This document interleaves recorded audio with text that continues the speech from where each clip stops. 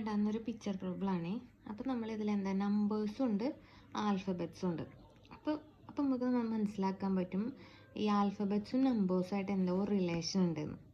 അപ്പോൾ നമുക്ക് ആദ്യം ആൽഫബറ്റ്സിന് നമുക്ക് നമ്പർ ഇട്ടിട്ട് ആൽഫബറ്റ്സ് എഴുതണം നമ്മൾ. അപ്പോൾ ഞാൻ അവിടെ എഴുതിയിട്ടുണ്ട്.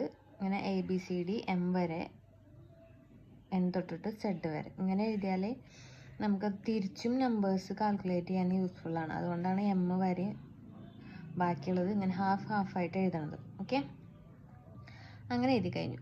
നമുക്കിനി DLൻ്റെ നമ്പേഴ്സ് നോക്കാം. D വരുന്നത് 4ഉം L വരുന്നത് 12ഉം ആണ് DL.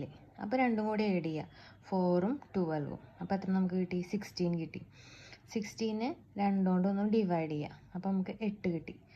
8 + 2 ആണ് ഈ 10.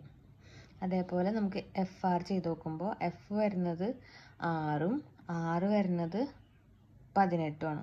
രണ്ടും കൂടി ആഡ് ചെയ്യുക, രണ്ടും കൊണ്ട് ഡിവൈഡ് ചെയ്യുക, അപ്പോൾ നമുക്ക് 12 കിട്ടും. അതിനോട് 2 കൂട്ടിയാൽ നമുക്ക് എത്ര കിട്ടും? ഈ 14 കിട്ടും. അങ്ങനെ ഈ സ്റ്റെപ്പ് RXൻ്റെ വരണ സംഖ്യകളും അത് ഡിവൈഡ് ചെയ്യുക, 2 ആഡ് ചെയ്യുക, അപ്പോൾ 23 കിട്ടി. അതുപോലെ തന്നെ SMഉം ആഡ് ചെയ്തു, ഡിവൈഡ് ചെയ്തു, 2 കൂട്ടി, അപ്പോൾ ഈ 18 കിട്ടി. ദെൻ നമ്മുടെ KM ആണ് നമുക്ക് കണ്ടുപിടിക്കേണ്ടത്. അപ്പോൾ Kയുടെ വരുന്നത് ഏതാ?